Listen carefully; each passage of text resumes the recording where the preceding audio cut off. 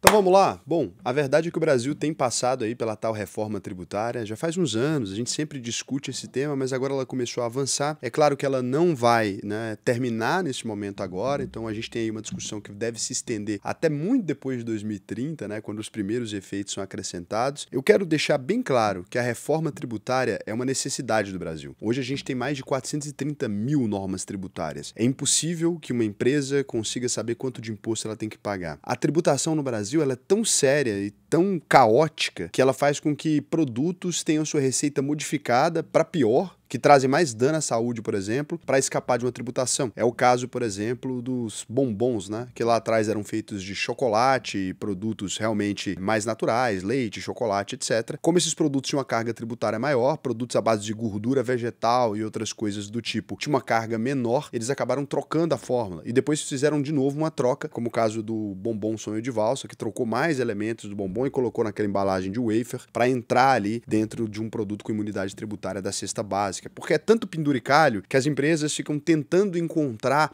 uma forma de escapar. O McDonald's vende sorvete no mundo inteiro, no Brasil não, ele vende sobremesa. Então aquele sorvete do McDonald's, você não vai encontrar a palavra sorvete em nenhum lugar. E é um nível absurdo, porque daí eles tiveram que remover, reformular, criar ali mecanismos que pioram a qualidade do produto, todo mundo que consome sabe disso, não é só o McDonald's, todo mundo, para poder escapar de uma tributação. Faz sentido isso, Aí deixa os pequenos muito incapazes de competir, porque quem vai ter uma equipe de 1000 advogados ali, tributaristas, pesquisando a melhor forma de chegar nesse caminho. Então, isso é um assunto muito sério, muito grave, o Brasil sabe desses problemas e pela primeira vez a gente está pelo menos discutindo esse problema sério. Então, queria convidar vocês não só a vir aqui e bater na tributação de modo geral, que eu concordo que ela tá problemática do jeito que vai passar agora, mas se todo mundo ficar brigando toda hora por uma exceção, a gente vai voltar a ter mais 100 mil normas tributárias. O que a gente precisa é como que a gente coloca aqui dentro a maior parte das coisas para dentro dessa tributação de maneira simples, para que as empresas não precisem gastar rios de dinheiro com contadores ineficientes. Não estou dizendo que a gente tem que parar de gastar rios de dinheiro com contadores, mas no mundo inteiro a gente gasta dinheiro com contadores para encontrar um fornecedor melhor, para encontrar um caminho melhor, para encontrar um meio de fazer uma importação e brigar com a burocracia de outros países, No Brasil não, a gente caça um mecanismo ali que o contador ele basicamente é um leitor de um punhado de regras e não auxilia na empresa, com os números e etc. Então o objetivo é substituir os impostos como PIS, COFINS por um IVA de duas partes aqui, que seria o CBS, Comunicação sobre Bens e Serviços, que seria o Imposto Federal, e o IBS, o Imposto sobre Bens e Serviços, que seria estadual e municipal. Então a gente teria só esses dois impostos. E aí qual que é o impacto nos fundos imobiliários? O que isso tem a ver aqui com a nossa vida? Os FIs, FIAGROS, FIINFRAs ali, eles são atualmente isentos de PIS e COFINS. Eles poderiam ser tributados então como prestadores de serviços, isso acabaria aumentando aí os custos de operações como aluguéis e transações imobiliárias. Então imagina, hoje está completamente isento, você tem ali o recebimento de aluguel, vem direto para eles fazem a distribuição para a gente, onde a gente não paga absolutamente nada. Passando essa tributação aqui, a gente começaria a ter esse problema. E aí a discussão central é sobre garantir a isenção de CBS e do IBS para manter a competitividade desses fundos. Raul, isso aqui faz sentido? Sim. Do ponto de vista estratégico, sim, porque esses setores, quando a gente fala de fundos imobiliários e FIAGROS, eles financiam indústrias fundamentais para o Brasil. O que a China faz, por exemplo, via bancos públicos de construir diversos prédios, às vezes até construir para demolir depois, tem a ver com isso, O trabalho ainda na construção civil, ele ainda gera empregos de excelente valor agregado, Quando você olha o salário de um pedreiro hoje em dia, gente, ele ultrapassa muitas vezes um salário até de um médico em início de carreira, ultrapassa o salário de um advogado, ultrapassa o salário do engenheiro, Ultrapassa hoje boa parte desses salários, então são centrais para a nossa economia, Essas empresas ainda dão garantia de boa saída do dinheiro, constrói casas num país que ainda tem uma demanda muito grande por moradia, ainda tem uma demanda muito grande por infraestrutura, Por isso que os FIINFRAs também estão aqui dentro. Quando a gente fala do FIAGRO, a cadeia que mais cresce no Brasil é o agronegócio. A cadeia que mais está se industrializando também, A tal da agroindústria, a gente fala cada vez mais disso. Então, assim, no Brasil, todas as outras esferas pagam muito tributo e a gente sabe que elas não estão indo bem. Se a gente pegar o que é hoje a nossa galinha dos ovos de ouro e a gente matar ela logo na raiz, que ao contrário do que falam, isso aqui não tem nada a ver com somente rentismo ou especulação, né? Tem muita gente que vai dizer isso, uma crítica da esquerda, pessoas que não fazem absolutamente nada. Cara, esse dinheiro está sendo colocado na cadeia produtiva. Dinheiro que não vira nada é aquele dinheiro que a gente empresta para o governo por meio da Selic, que aumenta o endividamento público. Essas pessoas geram emprego, elas geram um crescimento para o país. Raul, mas não deveria ter uma expansão então para outros setores? Com certeza. Mas aí não é cortando esse benefício dessa indústria que funcionou que a gente vai conseguir melhorar. Eu acho que a gente precisa brigar para que exista a mesma coisa para a indústria, né? Cadê o Fundo Imobiliário de Indústria? Por que o produto industrializado ele é tão penalizado no Brasil? Não me parece ao acaso, né? Não me parece um projeto. Quando você pega um país que está completamente desindustrializado, me parece que tem gente, né, de outros países, não vou dizer nomes aqui, que tem muito interesse que a indústria brasileira não se desenvolva, que tem muito interesse que não exista o fundo industrial, né, talvez, né, o FI aí. Então a gente precisaria ter. Por que as empresas do setor da indústria não recebem as isenções? Raul, mas aí o cara vai ter um ganho de capital gigantesco, os industriais vão ficar cada vez mais ricos. Faz diferente. Coloca a isenção somente a IPO, né? Olha que legal. Então coloca a isenção somente a IPO e a pessoa tem que deixar o dinheiro lá por mais tempo.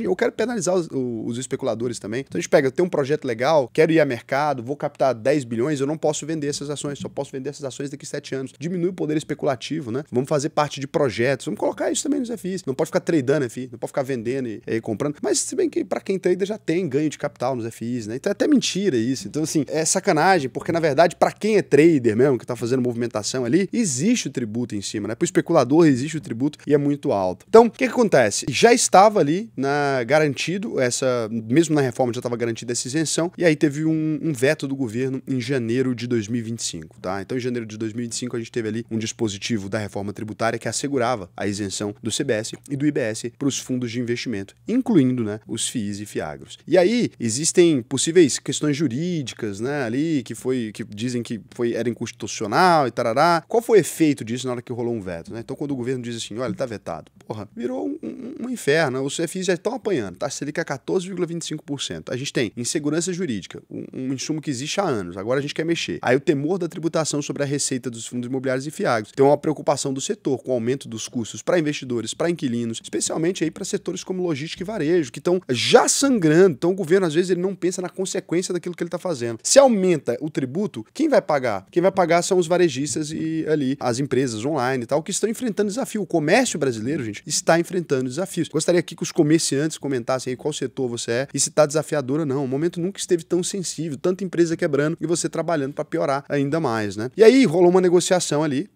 tô falando tudo que aconteceu para você compreender, tá? Teve uma reunião no Ministério da Fazenda, no dia 1º de abril de 2025, deputados ali, assessores jurídicos, discutiram com representantes do governo, né? Falaram, vamos discutir essa minuta, vamos manter essa isenção para os FIIs e FIAGROS, e aí uma proposta alternativa foi entregue lá, e eles tentaram falar, vamos fazer com esses ajustes aqui para evitar essa tributação. Aí o governo sinalizou uma abertura, sim, falou, vamos organizar. Isso foi no dia 11 de abril agora, a última modificação, né? Hoje, basicamente, a gente tá falando aí que teve a modificação no texto focando em operações imobiliárias tradicionais, de aluguéis e vendas e derivadas, securitização e recebíveis. E aí essa negociação tá vindo de várias frentes, né? Da bancada da agropecuária, BBB, né? Boi, bala, bíblia, da bancada do empreendedorismo, tem uma galera ali tentando falar assim, gente, vamos mexer com isso aqui, vamos dar uma olhada. E aí o texto tá em fase final de revisão técnica aí. Então, no momento atual, existe um reforço de que os fundos imobiliários não vão pagar. Tem muita gente que tava me mandando mensagem, preocupada e tal. Então tem essa movimentação, todo mundo tá meio cauteloso, mas até o momento, o que a gente pode dizer, né, é que o mais provável, lógico, isso aqui pode mudar, o Brasil até o passado é incerto, o mais provável é que tenha essa mudança, até por isso os FIs chegaram a reagir positivamente. Se for aprovado do jeito que tá mais ou menos agora, a gente tem essa preservação da rentabilidade líquida, né, os rendimentos isentos, menor custo em operações imobiliárias aí, então a gente tem um benefício. Para a economia, esses FIs continuam financiando esses projetos de logística, varejo e habitação, gerando empregos diretos e indiretos, né, ótimo também pra gente como país. Os FIAGROS continuam aí impulsionando o agronegócio, garantindo crédito no momento que,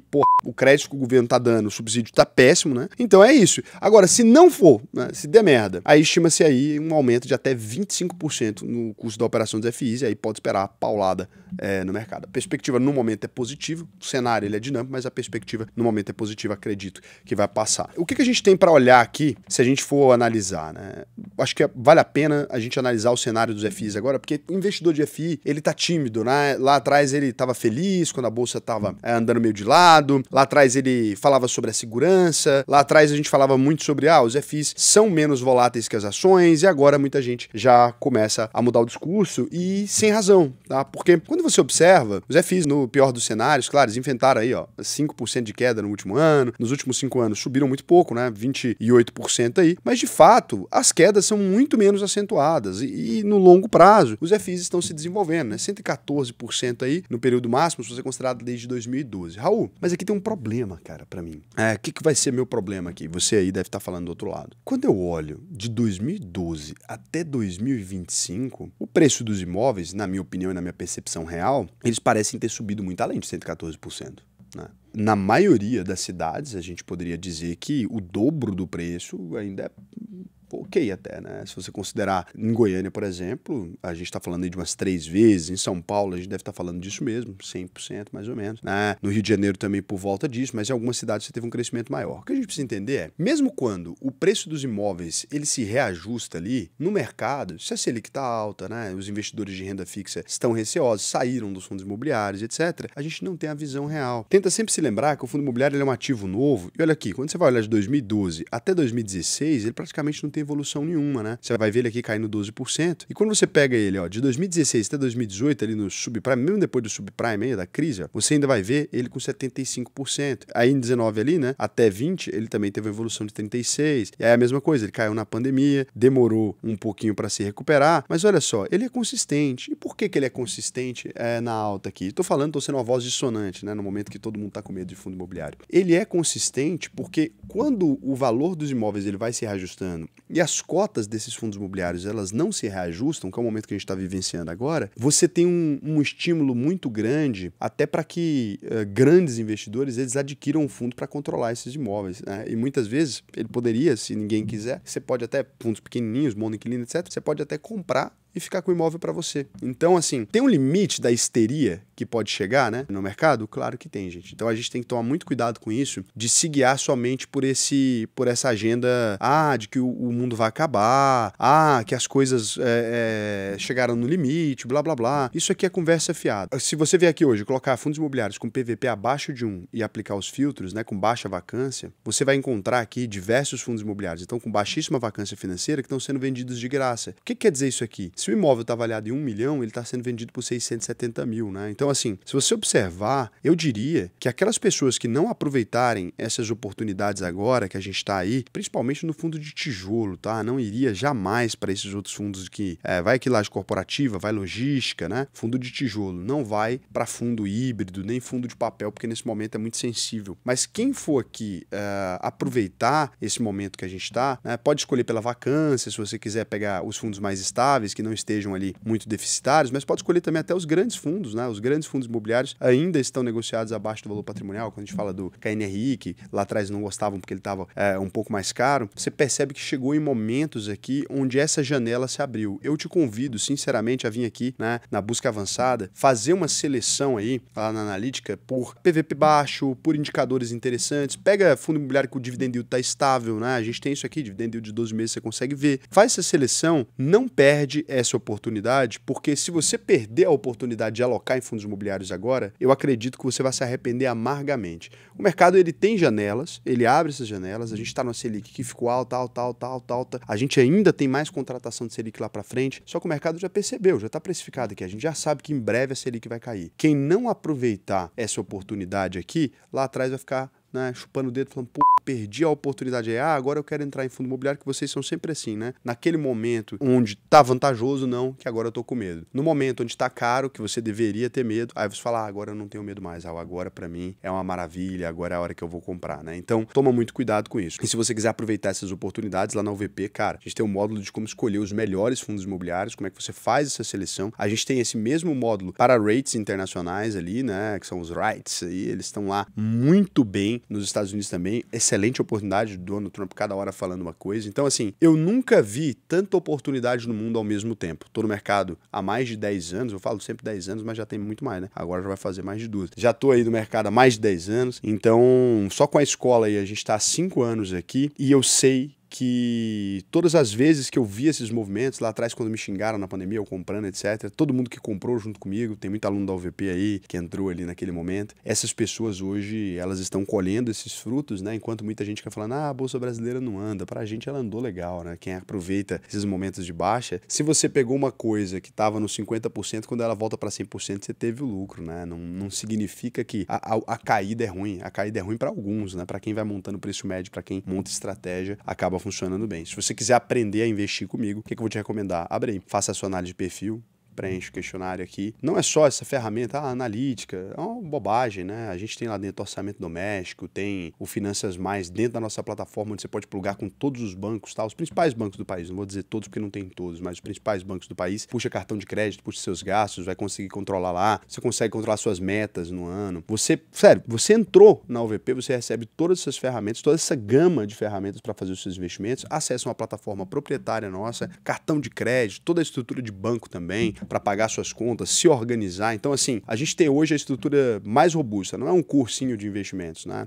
Eu sei que tem muita gente falando muita coisa na internet, por isso que eu sempre explico a nossa diferença. Raul, a UVP é mais cara que os demais. Sim, tem alguém que oferece 100% do dinheiro de volta no mercado? Não existe. Tem alguém que oferece essa garantia? Você concluiu o curso, emitiu o certificado, não aprendeu a investir 100% do dinheiro de volta. Não existe, né? E aí você pode pesquisar lá nosso nome no Jus Brasil. 5 anos eu fazendo isso aqui. É um convite para processo gratuito, né? Se eu falo uma coisa dessa, não acontece, 50 mil alunos, quantos processos eu teria hoje? Mais de 1.000. E aí cada processo desse tem que pagar 10, 15 mil reais, ia ter uma equipe jurídica que não é de uma pessoa, como é que é? É 3 pessoas, na verdade, né? Ia ter que ter um departamento jurídico, ia ter que ser a empresa inteira. Então, a gente tem uma imagem muito positiva com vocês pelo bom trabalho que a gente fez. Eu sei que muita gente fala, não gosta de vendedor de curso. O que, cara, o VP é uma escola de investimentos, tem outros professores, a gente tem lá o Caju, tem lá o Guilherme, que dá aula também de modo mais avançado, para quem quer pegar aquelas aulas técnicas mesmo. A gente está lançando a formação para pessoas que querem vir para o mercado financeiro. Então, é muito diferente de tudo que você encontra. Te convido a conhecer, né? Pode clicar aí no botão, você não paga nada para participar do processo, você só paga se for aprovado. Agora, não é para todo mundo. Só vale a pena entrar na UVP se você ganha mais de R$ 4.500 por mês e se você tem aí pelo menos, ou se você, né, mora com seus pais, etc., tem pelo menos R$ 500 para investir todos os meses. Por quê? Porque senão não vai fazer sentido para você, não vai adiantar nada, né? Você vai entrar ali na UVP